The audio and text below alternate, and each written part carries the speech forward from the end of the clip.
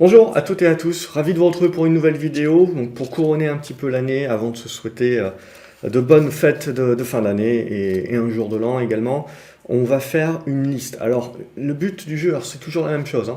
Faire des listes des actions à suivre en 2021, c'est toujours la même chose. En règle générale, on commence à la rechercher, c'est ce qui sort en tout cas, et à me la demander sur la fin de l'année 2020. Bon, il y a la plupart des valeurs que je vais vous proposer sont des valeurs que je suis et qui sont suivies de toute manière depuis des mois, voire pour quelques-unes d'entre elles, hein, tout ce qui est solaire, tout ce qui est lithium, tout ce qui était également matière première avec le scénario or, argent, etc. Bon, c'est des choses dont on parle notamment au sein de l'Académie des Graphes depuis début 2019. Donc, ces listes justement de suivi de titres, le but du jeu c'est la même chose, hein. Je ne fais pas que de l'analyse technique, je fais également du fondamental. Le fondamental me sert à choisir les dossiers, l'analyse graphique va me servir à timer, à rentrer avec un timing le meilleur du monde possible, autant que faire se peut. On tente de rentrer donc avec le meilleur timing possible. Et donc ces listes-là, bien entendu, vous avez pas mal de titres. Il y a beaucoup de titres à suivre. Et au sein de l'académie, c'est ce qu'on va appeler des watch lists. Et on a différentes sections, différentes configurations suivant les secteurs d'activité, etc. Donc il y a pas mal de choses dont on parle déjà depuis un certain temps. Et après, c'est une question de suivre ce que le graphe va nous dire. Et c'est clair que sur 2020, il y a quasiment tout qui a explosé. Donc, essentiellement, j'ai un petit peu bossé quand même, hein, mais essentiellement, tout est dans la tête. Tout ça, c'est du suivi de mois, voire d'années. Et le but du jeu de cette vidéo, c'est pas de faire une liste à l'après-vert, donc n'hésitez pas dans les commentaires à vous rajouter vos propres titres. C'est pas parce que je ne cite pas ou je ne parle pas d'un titre qu'il n'est pas intéressant ou que je le trouve mauvais. Il y a beaucoup de choses qui sont très intéressantes et qui plus est, avec les volumes, avec l'intérêt retrouvé, avec le cash qu'il y a actuellement sur les marchés. Même si fondamentalement, il y a certains titres dorénavant où on peut se poser certaines questions, on peut se dire que c'est survalorisé, etc. Graphiquement parlant, il y a encore toujours de l'intérêt. Mais si on s'attarde un petit peu aux fondamentaux, on va reprendre quelque part tout ce dont on a parlé dans les vidéos précédentes, à savoir justement dans les perspectives que l'on peut se le donner. Et quelque part, il y a ce lien aussi avec la dernière vidéo, c'est-à-dire que on a des secteurs d'activité qui sont survalorisés ou que l'on peut interpréter comme survalorisés, qui auront besoin de consolider au prorata, mais cette consolidation sera certainement à voir comme une opportunité d'achat. Donc ça, c'est des valeurs technologiques, je serais tenté de dire, des valeurs également de ce qu'on peut appeler la green tech. Clairement, aujourd'hui, on est en train de valoriser le meilleur des mondes possibles et que certaines petites boîtes, parce que pour la plupart, ce sont quand même des très petites boîtes, seront valorisés des milliards dans quelques années. Bon, entre-temps, il peut se passer beaucoup de choses, donc il faut bien aussi faire la part des choses, et ma vidéo d'alerte, c'est essentiellement voilà, pour faire cette part des choses au moment, à l'instant T, mais comprendre aussi que si on devait avoir des corrections sur un certain nombre de valeurs, ça pourrait être justement intéressant, que ce soit pour l'investisseur, que ce soit pour le trader. Et ensuite, on a d'autres valeurs parce que l'ensemble du marché n'est pas survalorisé.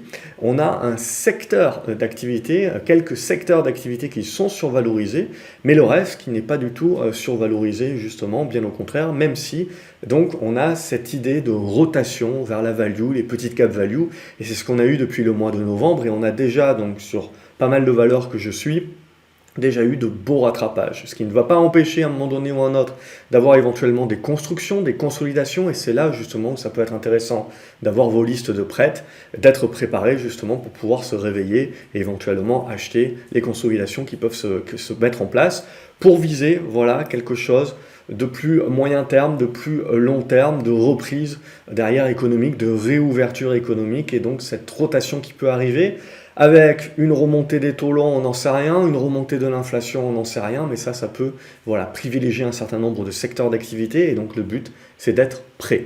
Donc, comme d'habitude, voilà, n'hésitez pas dans les commentaires, je vais oublier plein de titres. C'est clair et net que je vais en oublier plein.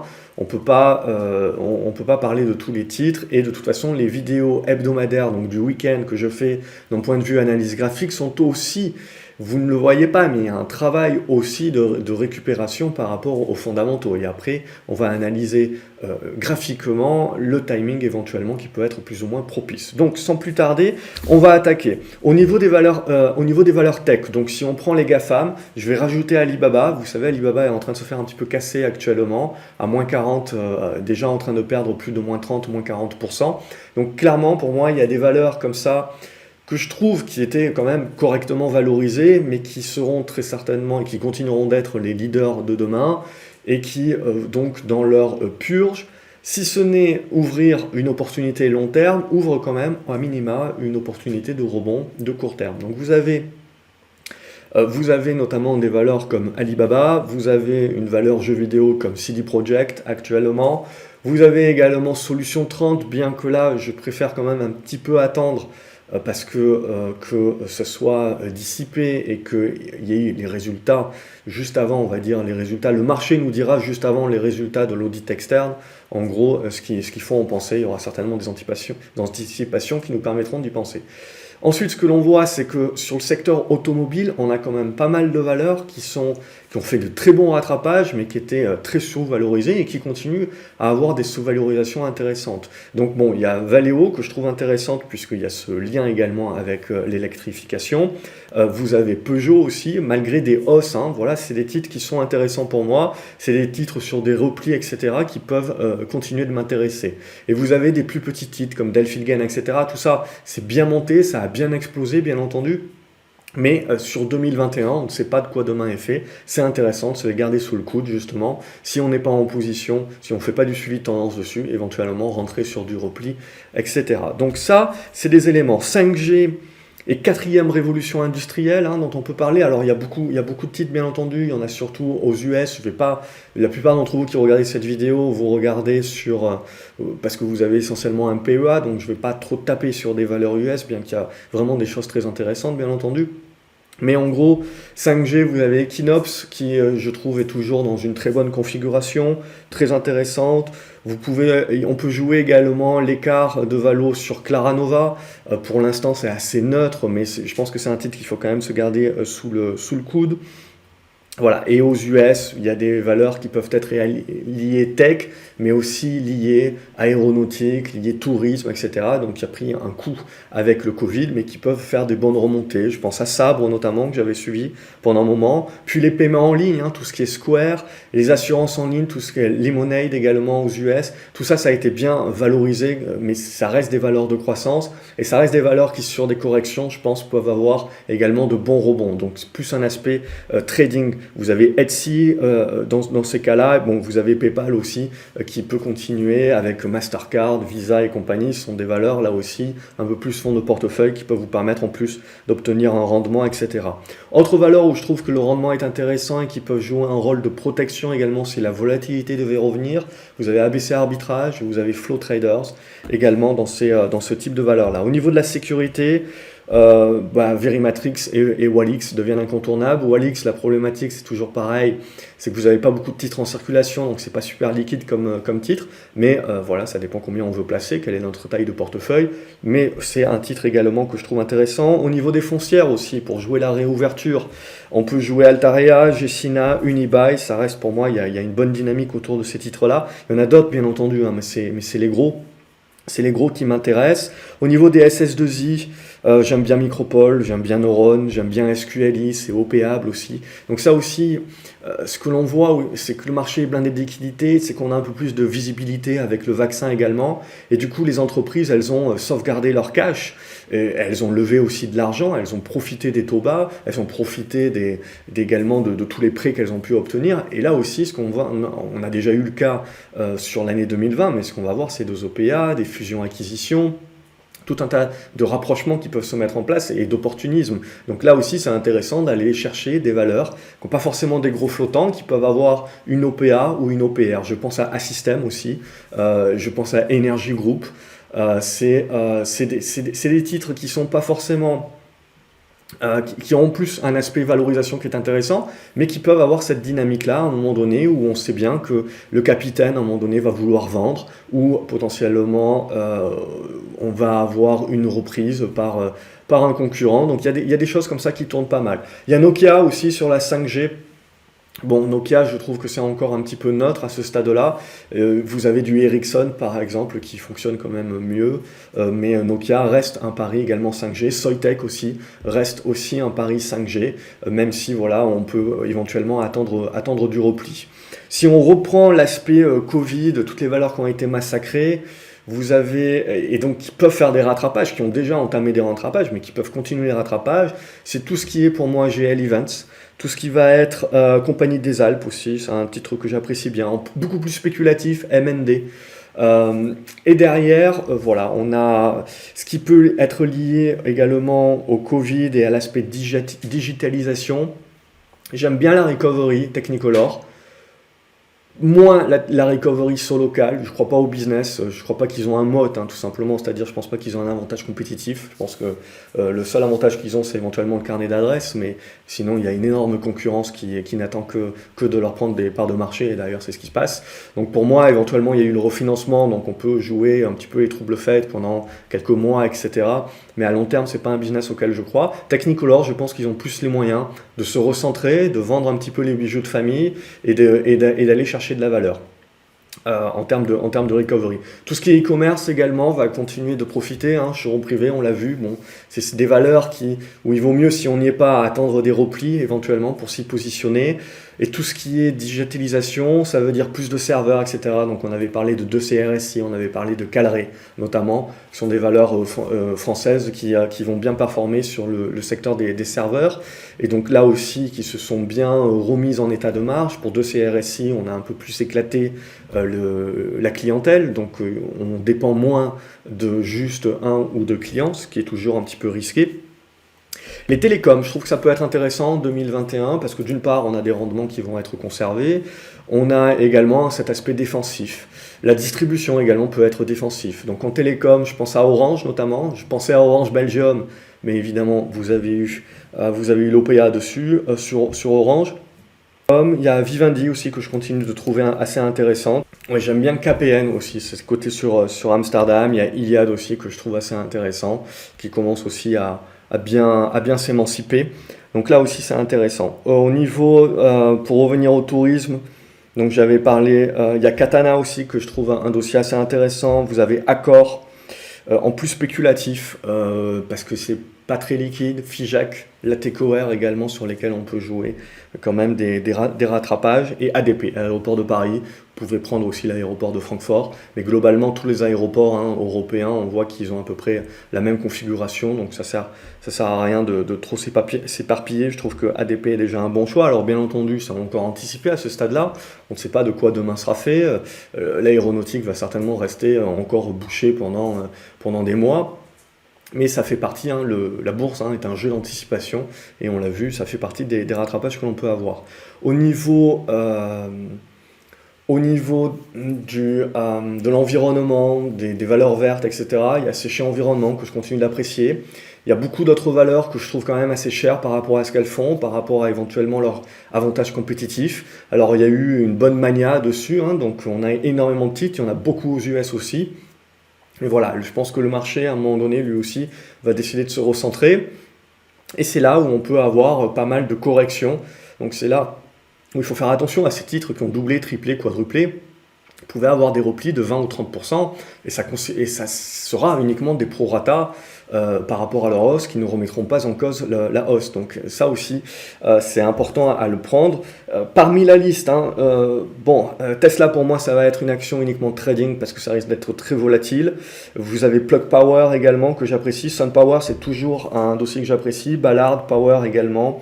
Fuel Cell, et puis bon, les gros, pareil, j'aime bien également Solar Edge, SMA, technologie également, une valeur allemande. Vous avez Canadian Solar aussi que j'apprécie.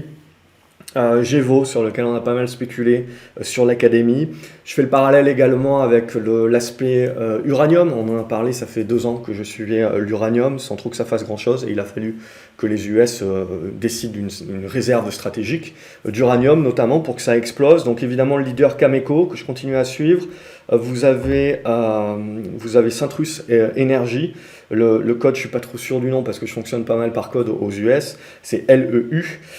Et derrière, bon, vous avez le tracker aussi. Vous avez le tracker Uranium qui peut vous servir et Energy Fuels. Que j'ai pas mal suivi. Il m'en reste d'ailleurs un petit morceau.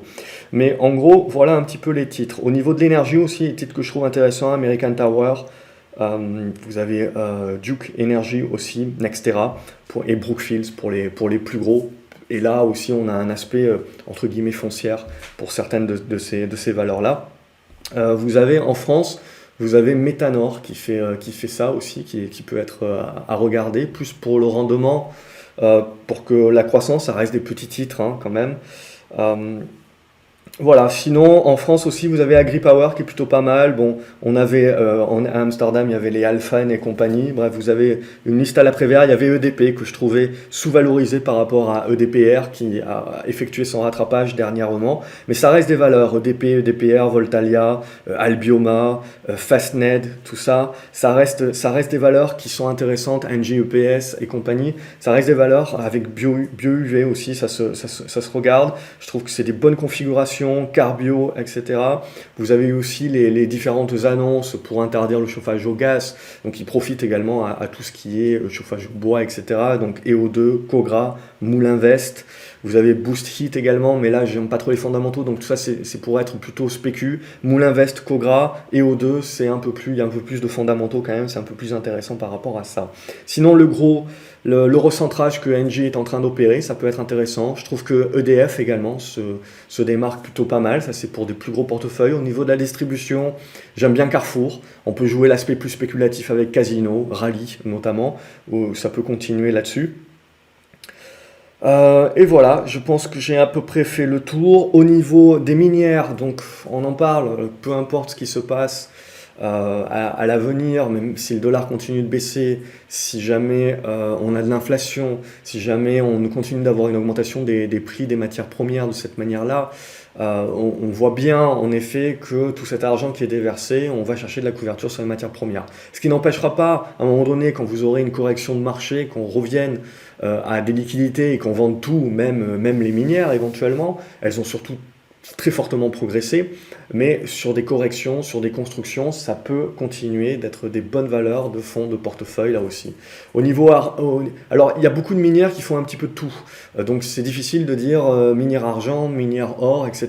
Mais globalement, en minière or, j'aime bien les juniors, hein, que ce soit Yamaha, après il y a des plus moyennes grosses, on va dire Harmony que j'apprécie également, mais après voilà, on peut aller chercher Goldfields et compagnie, donc il y a beaucoup de valeurs, beaucoup de valeurs. Là aussi, la plupart d'entre elles graphiquement se ressemblent, donc ça sert à rien d'en avoir 10.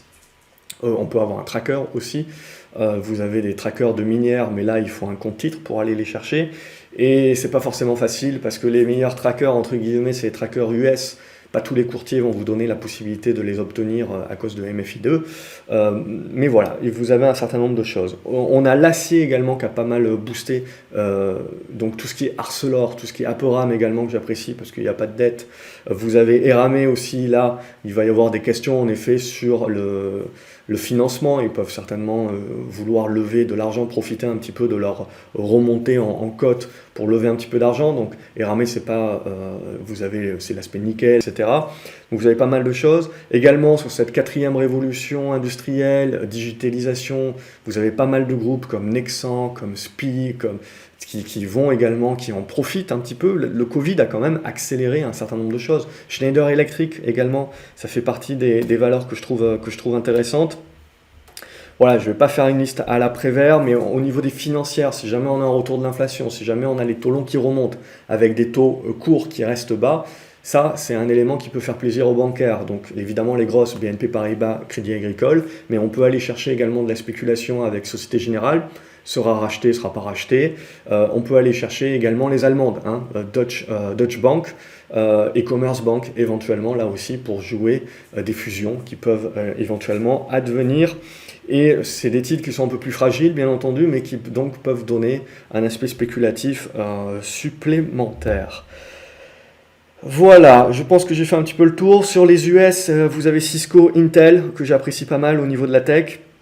Et ça se regarde, alors Intel est pas mal attaqué en ce moment, il y a de plus en plus de concurrence bien entendu, mais Cisco, je pense que continue d'être incontournable. Au niveau de la santé, Sanofi en incontournable, je pense qu'il faut continuer de jouer également sur Repli, tout ce qui est Biomérieux, tout ce qui est Eurofins scientifique, tout ce qui est également Sartorius.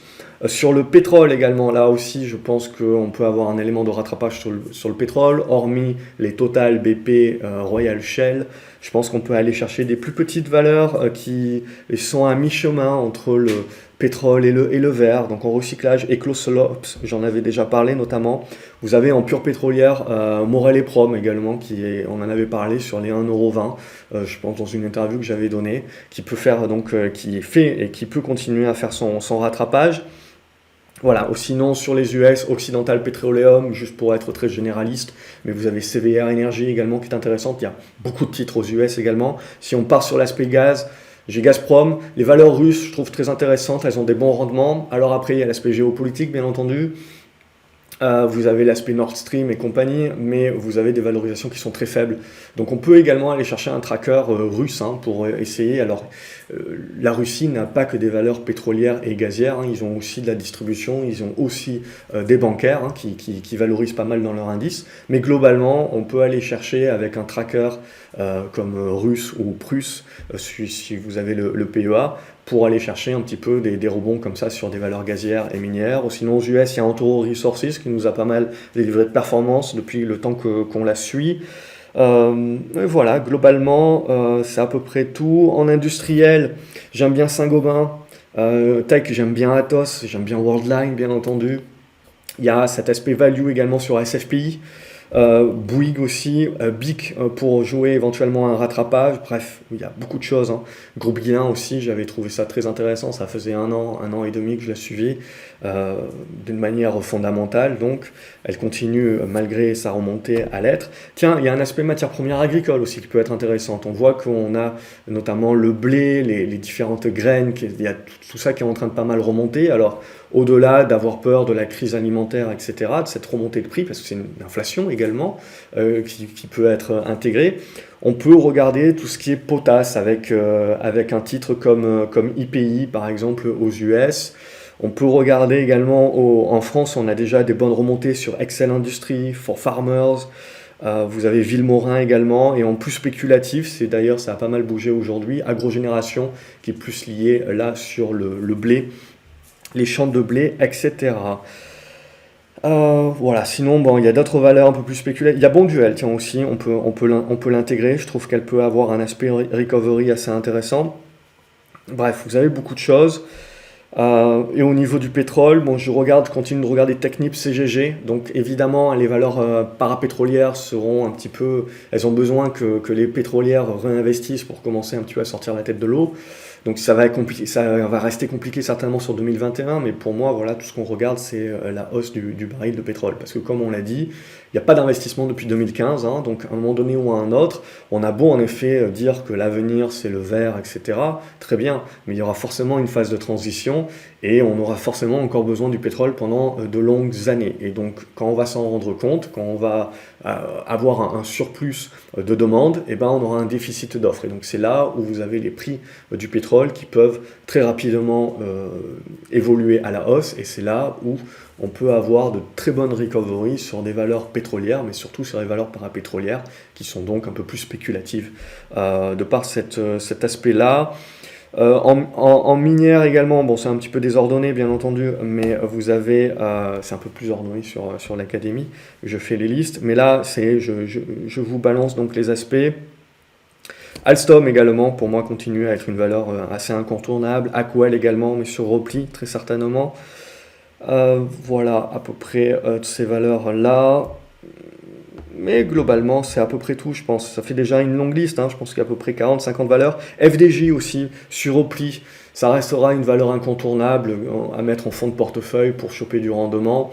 Après, voilà, sur repli à ce stade-là, si on n'en a pas déjà. Il y a d'autres valeurs que je trouve intéressantes. Tiens, sur la biotech, on peut regarder un petit peu la biotech pour moi. Genoway, alors biotech pharma, on va faire d'une manière large. On avait parlé de Sanofi. Vous avez Bayer également qui peut être intéressante, à cheval sur plusieurs secteurs d'activité bien entendu. Boiron, ça aussi, c'est une valeur à mon avis qui peut On peut vouloir la sortir de la cote, hein, puisqu'ils ont énormément de cash, il n'y a pas un gros flottant, donc avec le cash, ils peuvent racheter le flottant éventuellement, la sortir de la cote. Mais globalement, c'est des bonnes valeurs. Biocartis, je pense qu'il peut y avoir un rattrapage là-dessus. Genoway, c'est un titre que j'apprécie, je pense là aussi qu'il peut être mieux valorisé. Et Carmat, on a eu le marquage CE dernièrement, donc on a un petit peu la voie un petit peu plus libre là-dessus, ça peut être là aussi un bon dossier pour 2021. Tiens, la restauration d'entreprise aussi, je l'ai oublié, mais dans les valeurs très impactées Covid, qui peuvent un petit peu redorer leur blason, il y a Elior, Sodexo également dans un second temps, mais plus Elior. Et dans les petites valeurs qui sont en train de devenir un peu plus grosses, un peu plus moyennes, j'aime bien Quamplify, Audio Valley dans un second temps, mais surtout Quamplify sur cet aspect Internet, marketing et compagnie. On avait vu tout ce qui était AdThink, tout ça, ça avait bien explosé. Et Quamplify, voilà, je trouve qu'il y a des bons fondamentaux là-dessus et c'est une valeur qui se revalorise bien, justement. Dernièrement, vous avez Egide aussi, je pense que c'est OPable. Il y a quasiment personne en termes d'actionnariat majoritaire. Mais voilà, c'est des valeurs qui commencent à se revaloriser. Mais globalement, voilà, c'est des technologies qui peuvent intéresser des plus gros et justement en mode de taux bas. C'est là où justement on peut avoir pas mal de rachats. Voilà, je pense que j'ai fait un petit peu le tour. Vous avez en médias, je trouve qu'il y a TF1, M6, c'est toujours des valeurs au niveau des fondamentaux qui restent intéressants au niveau de leur cours. Coface aussi. Vous avez UFF également aussi. Vous pouvez avoir un aspect d'OPA qui peut tomber. Donc ça aussi, ça se regarde. Voilà, Quadient aussi, ça a pas mal remonté ces derniers mois déjà, mais ça reste une valeur aussi qui est intéressante de par au niveau valorisation fondamentaux. Donc voilà un petit peu pour le tour. Je pense que j'ai fait un petit peu globalement le tour. On a vu un petit peu de tout. Voilà, c'était pour lier également tous ces aspects dont je vous parle en termes de secteur d'activité, en termes de macro, voir comment derrière on peut juger au niveau un peu plus micro, sélectionner quelques valeurs et après graphiquement essayer d'avoir un timing d'entrée. Voilà, toutes ces valeurs-là, évidemment, là je vous les ai envoyées en vrac globalement, mais bon, sur l'académie, c'est un peu plus structuré bien entendu, mais l'idée c'est qu'il y a sans cesse de nouvelles valeurs, donc ça vit, une liste, une watchlist, ça vit. On va rentrer des valeurs, on va sortir des valeurs et on fait vivre les choses comme ça. Le but du jeu, évidemment, c'est pas avoir des listes avec trop de titres. Il faut regarder les configurations et quand vous avez voilà 4-5 titres où vous avez les mêmes configurations, bon, moi j'aime bien aller chercher le leader, surtout sur des secteurs de croissance où on va chercher d'abord la croissance, j'aime bien aller chercher d'abord le leader. Et sur des valeurs un peu plus value, bon, j'ai oublié, tiens, vous avez Axia Group aussi qui est à regarder. Alors il faut faire attention, il y a certaines valeurs qui ont un bon actif net, qui cotent en dessous de leur actif net, mais qui ont aussi une part de dette assez importante. Donc on a un effet rattrapage actuellement, les taux sont bas, etc. Donc au niveau du financement, on ne se pose pas trop de questions. Mais il faut quand même faire attention sur l'année 2021, si jamais les taux longs remontent, qu'on se joue à se faire peur un petit peu plus sur justement ce refinancement.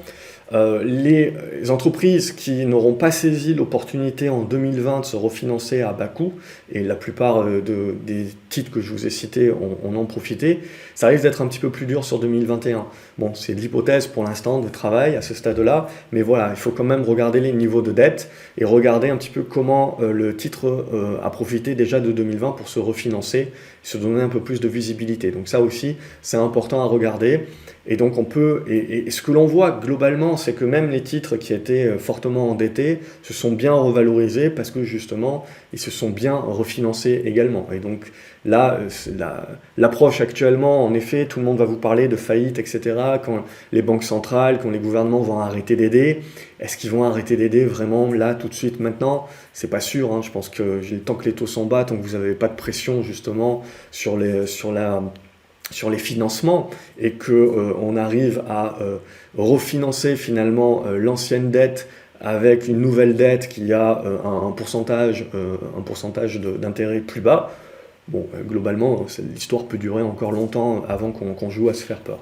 Voilà un petit peu pour cette liste plus globale. J'aurais voulu faire plus court, bien entendu, mais c'est compliqué. On peut en parler pendant des heures. Il y a beaucoup de choses. On peut rentrer dans les détails également, beaucoup de dossiers.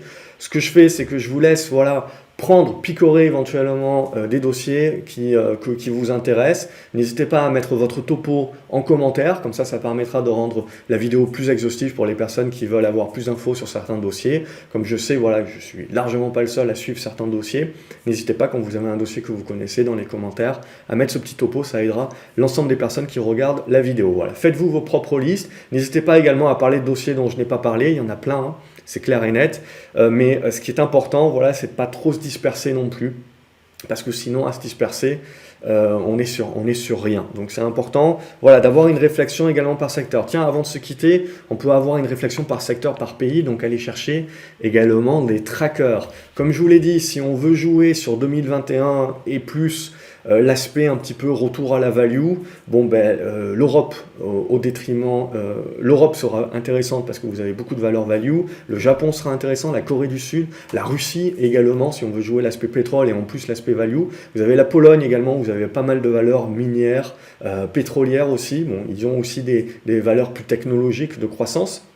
Donc il y a pas mal de choses, voilà, où on peut jouer de cet aspect-là en allant chercher des trackers sur des pays ou des zones géographiques spécifiquement. Et aux US, c'est essentiellement de toute façon les GAFAM qui trustent les pondérations. Donc c'est là où il va falloir faire attention, parce que si vous avez de la volatilité sur des GAFAM, les indices US vont apparaître également très volatiles. Ce qui ne voudra pas dire que potentiellement on n'aura pas la rotation sur les valeurs value, et que donc il y aura quand même un certain nombre de secteurs d'activité qui performeront correctement. Ça sera juste, on aura une illusion que les indices performent très mal, parce qu'ils sont surpondérés en valeurs technologiques et notamment en valeurs GAFAM. Donc attention un petit peu à la volatilité qu'il peut y avoir sur les valeurs de croissance, mais on n'abandonne pas les valeurs de croissance. Je pense que sur des purges, sur des premières corrections, ça peut être intéressant justement de les acheter, de revenir un petit peu sur les gros. Mais l'aspect rotation value qui, tout au long de l'année 2021, certainement commencera à se mettre un petit peu plus en roue libre et donc éventuellement surpondérer des pays plus asiatiques. Chine également, c'est pas très cher encore, contrairement à ce qu'on pense. Bon, il y a des valeurs, c'est comme pour tout, il y a des secteurs d'activité qui sont chers, mais il y en a d'autres qui sont vraiment pas chers actuellement. Donc c'est une question de pondération, c'est une question d'objectif, de profil d'investisseur pour savoir ce que l'on va chercher. Plus que jamais, je pense qu'il faudra être actif, réactif, sélectif sur 2021 et donc construire son portefeuille en fonction de cela.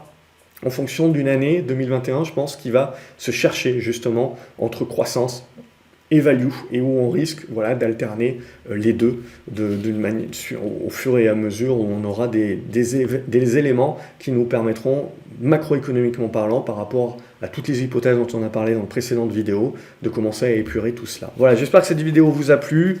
C'était pas forcément la plus rangée possible, mais voilà, le but c'était de vous donner quelques éléments de réponse, quelques éléments de réflexion. On en continue d'en parler en commentaire. J'attends de savoir ce que vous en pensez et quels sont pour vous votre top 3, hein, pour pas faire des trop grosses listes, éventuellement votre top 3 pour 2021. Bien entendu, c'est toujours compliqué, hein, de faire ces top 3, etc. Parce que pour moi, il faut faire évoluer ces listes, hein. C'est pas l'idée de se dire on fait un top 3 et je reste avec ces valeurs toute l'année. Il faudra les faire évoluer, et c'est le but des vidéos du week-end que je vous propose tous les vendredis soirs, ou presque, pour justement faire le point d'une manière plus précise à l'instant T sur qu'est-ce qui est intéressant de regarder. Excellente journée à vous les graphes, excellente nouvelle année suivant quand est-ce que vous regarderez cette vidéo. On se retrouve en 2021. Je vous retrouve dans les commentaires pour savoir quel est votre top 3, ce que vous pensez des différents dossiers. N'oubliez pas de liker, partager la vidéo, c'est sympa, ça fait plaisir, et puis également ça motive à continuer sur 2021, à continuer à vous proposer ce style de vidéo, j'espère un petit peu plus courte la prochaine fois. Excellente journée une nouvelle fois, salut les graphes.